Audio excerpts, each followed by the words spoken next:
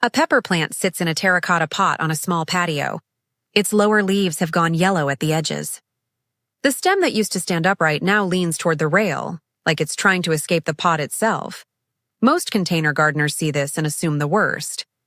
They assume the plant is dying, that it's some disease, some pest, some mistake they made 3 weeks ago that can't be undone. So they pull it, they toss it, and they tell themselves that some plants just don't make it in pots. But here's what container growers rarely get told. A potted plant behaves nothing like a plant in open ground. It can't send roots out 10 feet to chase nutrients. It's trapped with whatever is already in that container, and containers run out of food fast. What looks like dying is almost always something else entirely. It's starving, and the fix isn't a $40 bag of fertilizer from a garden center. In most cases, it's already sitting in your kitchen, forgotten, about to go in the trash. 5 fixes. Every one of them free. Every one of them faster than anything sold in a bag. And one mistake, repeated in almost every container garden in America, that keeps these 5 from working the way they're supposed to. Here's a question worth sitting with. Which part of a banana carries more potassium? The fruit itself, or the peel most people throw straight in the trash? It's the peel. By a wide margin. Bananas are famous for potassium, but the fruit only holds a fraction of what's locked into that thick outer skin, along with calcium, magnesium, and a small dose of phosphorus. In open soil, none of that matters much because the ground already has reserves. In a container where the total nutrient supply is maybe 2 gallons of potting mix, it matters enormously. Potassium in particular is what a container plant burns through fastest. It's the nutrient behind flower and fruit development. And containers deplete it within weeks of a bag of potting mix being opened. Here's the mistake almost everyone makes. They bury peels whole in the pot, expecting them to break down and feed the roots. In open ground, that eventually works. In a container, it doesn't. The soil volume is too small. The peel just rots slowly on top of roots that needed the nutrients 2 weeks ago, and it can attract gnats in the meantime. The method that actually works: peels submerged in water for 48 hours, strained and poured directly at the base of the plant. 2 peels to 1 liter of water is the ratio most home growers land on. Left steeping any longer than 3 days, the water starts to smell, a sign it's turned and should be tossed. Coffee grounds get thrown around gardening forums as some kind of miracle additive. Here's what almost nobody says out loud. Fresh coffee grounds, added straight from the pot, can do more harm than good in a container. Fresh grounds are acidic and still hold a meaningful amount of caffeine, enough to suppress seed germination and slow root growth in young plants. That's the opposite of what a struggling container plant needs. The fix is time.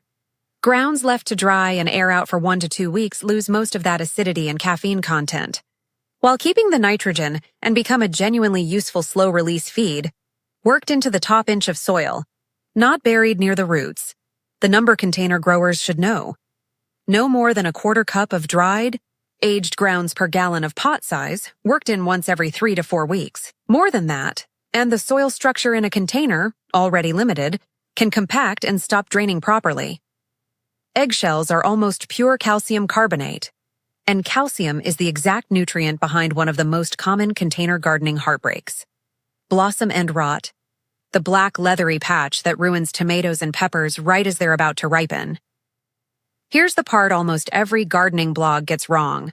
Crushed eggshells dropped into the soil take months, sometimes over a year, to break down enough to release that calcium. By then, the season causing the rot is long over.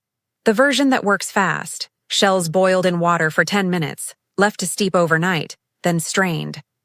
That water carries calcium in a form roots can take up within days, not months, and it can be poured directly into the soil at first sign of flowering, before fruit even sets, as prevention rather than cure. Rice water, the cloudy water left over after rinsing or cooking rice, carries starches, B vitamins, and trace minerals that plant roots and the beneficial microbes living in that soil both feed on. The mistake? Pouring it on straight from the pot. Undiluted, fresh rice water can encourage mold on the soil surface and doesn't do much beyond what plain water does. Fermented for 2 to 3 days in a sealed container at room temperature, the starches break down into a form soil microbes can actually use, feeding the biology in the container's soil, which in turn feeds the plant. Diluted 1:1 with water before applying. Once every 2 weeks, Epsom salt, magnesium sulfate, has become a container gardening staple. And for good reason. Magnesium is central to photosynthesis, and containers lose magnesium to drainage faster than open ground ever does. But here's the mistake that undoes the other 4 fixes on this list. Applying Epsom salt is a blanket fix for anything that looks unhealthy, regardless of the actual symptom. Magnesium deficiency shows a specific pattern, yellowing between the veins of older, lower leaves, while the veins themselves stay green.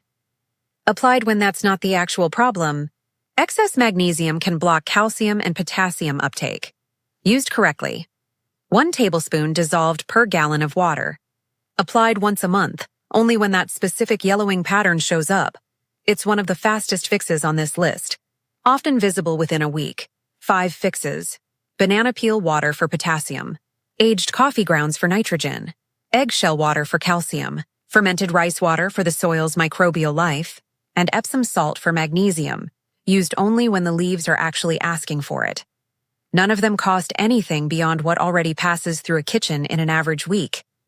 None of them come in a bag with a warning label. And all 5 work on the same principle. A container garden isn't short on effort or, attention, it's short on the handful of nutrients that open ground replenishes on its own. And a pot never can. The next time a container plant starts yellowing at the edges or stops setting fruit, or leans like it's given up, before reaching for the shovel, check the trash bin instead. The fix is very likely already in it. If any of these 5 is going in a pot this week, drop a comment on which one gets tried first. Share this with a container gardener who's been blaming themselves for plants that were only ever hungry. And subscribe for more of the kitchen cabinet fixes that garden centers never put on their shelves. Happy growing!